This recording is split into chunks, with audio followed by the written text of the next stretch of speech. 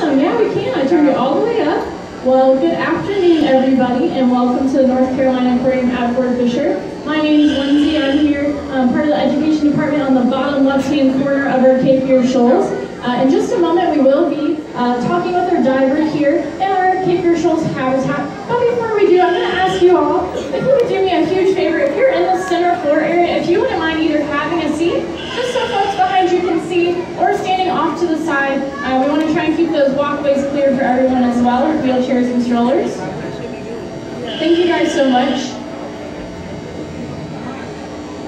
So once again, if you are in the center floor area, if you wouldn't mind having a seat or standing off to the side, just so folks behind you can see. All right. So as we settle in, I'm going to turn it over to my diver so she can introduce herself and her safety and talk a little bit more about the Cape Fear Shoals. So go to you, diver. Hi, thank you, Lindsay. Well, hi, everybody. My name is Kirsten. I've got Scuba over here. He's safety diver today. I think we'll so much for coming out to the aquarium. I hope you have a wonderful Easter tomorrow. This really is a great aquarium. And this exhibit is really amazing. It's because it is designed to really give you an idea of what life is like off our beautiful North Carolina coastline out into the Cape Fear Shoals. Now, in this exhibit, we have 28 species of fish. We have 110 different kinds of fish in here. We've got stingrays, we have sharks, we have barracudas, seals, and of course we have our fish. Now, all of these are things you can actually see off our coastline out in the Cape Fear Shoals. Now, in this exhibit, we've got over 4,000 gallons of water. But actually, what you see around me is coral. It's not actually alive. It's not real coral. This is actually made out of material that they use to make rock walls with. And the reason for that is that we were actually to fill the skin with real coral. So once a real coral needs a lot of sunlight, this coral actually took it out of the ocean and put it in here to cause a lot of stress and damage. And the one thing about the Cape Fear Shoals is that if they are bottom, you can see all of this. Look at the stain there. The habitat for all of these amazing fish. So we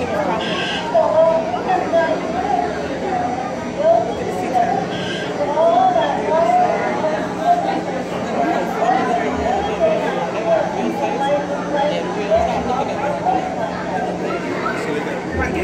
Great, thank you so much, Kirsten. So, like she mentioned, this Cape Fear Shoals habitat is a representation of an actual place right off the coast of North Carolina, about 30 to 40 miles off our coast. And it's a really great habitat for all these animals you see here. These are all native animals to our North Carolina waters. So my question to you all is, show of hands, how many of you like to go to the beach? We get really good beach weather lately, right? How many of you like to go fishing? Few people, how many of you like to eat seafood? All right, a couple more hands there. So one way or another, we're connected to this habitat. We live, we work, we play in it. So we want to not only protect it for ourselves and for these animals, since it is their home, but we also want other future generations to enjoy it as well. And now, I don't know if you guys were able to hear that, but Kirsten mentioned that these corals in here are very beautiful, but they're actually not alive. And we don't want to take live corals from the wild because they're facing a lot of stresses that have to do with how we produce energy. So as we're burning fossil fuels like coal, oil, and natural gas to power our homes and run our cars and just run our everyday lives, we're releasing excess carbon dioxide into the atmosphere. And you can imagine that carbon dioxide forming a heat-trapping blanket around our Earth, which is in turn warming up our ocean waters, and that's making it really stressful for our corals to build up their skeletons and grow. So here at the aquarium, we recognize this, and we've done an energy audit and found by switching our lights to LEDs and putting those lights on timers, we're reducing our energy. So we encourage you all to go out into your communities and find similar ways that you can also reduce your energy. Some of that is as simple as turning off a light or turning off your TV when you leave a room, or even carpooling or biking or walking to work and school if you're able to do that too. But that being said, if you do want to see live corals here at the aquarium, if you head down our ramp and take a left at the gift shop, we have a Pacific reef, And all those corals you see in that exhibit are not only alive, but also were grown right here at the aquarium. So it's very, very cool. Now, our corals are a very important part of the ocean, a nice, healthy part of our ocean. But another really important part of our ocean that is vital are our sharks. Now, Kirsten, you mentioned there's some sharks in there, but can you share some more with us? Yes, so we actually have 3 different types of sharks in the exhibit. There's one going right in front of the window right now. That shark is actually our Hammerhead shark. It's the slowest member of the Hammerhead family. And you can see it's kind of that round-shaped head, kind of a strange-looking head. Well, actually, that actually gives it a really great ability to hunt because you can see all 360 degrees around itself. And the Hammerhead is kind of like the in the window quite a bit. So we also have our sandbar shark.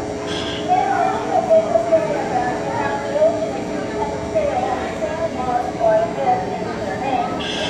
Actually, the water is kind of area of that a little bit more. And then last, we have our tiger shark. Those get tiny. We've got one like right guy in the middle right here right now. You can see that they're colors. Oh, I said They live a little bit slower.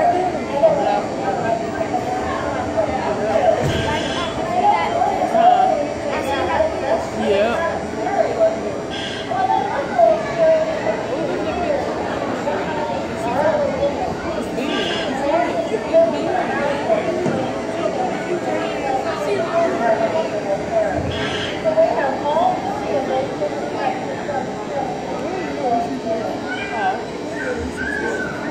Great, thank you. So those 3 species, once again, we've got in here, we've got 3. Hammerhead, smallest in the Hammerhead family. There's one swimming across our left window right there, right on cue. We also have sandbar sharks. They look like your stereotypical shark with a high dorsal fin and hang out on the sandbars. And last but not least, we have the sand tiger sharks. And they're the ones that swim a little bit slower and have a big toothy grin. Now, how do you guys feel about sharks? Do you like sharks? Couple people. So here at the aquarium, we love sharks. Not only the ones in our pier, but also those out in the wild. And in fact, we are doing research on the sand tiger sharks. And we think that the females might be having their pups right off our coast here in North Carolina. So we're tracking their movements. We track these sharks and we're tracking their movements throughout the year. And if we find out they are having their babies right off our coast, we know we have a really important habitat to protect for these apex predators, because they help keep the ocean healthy and balanced by keeping these other fish populations in check by picking up the weak and sick fish. So they're vital for a healthy ocean. But we've got a relative of the sharks in here as well. I saw one swimming around not too long ago. But Kirsten, can you tell us some more about our southern stingrays?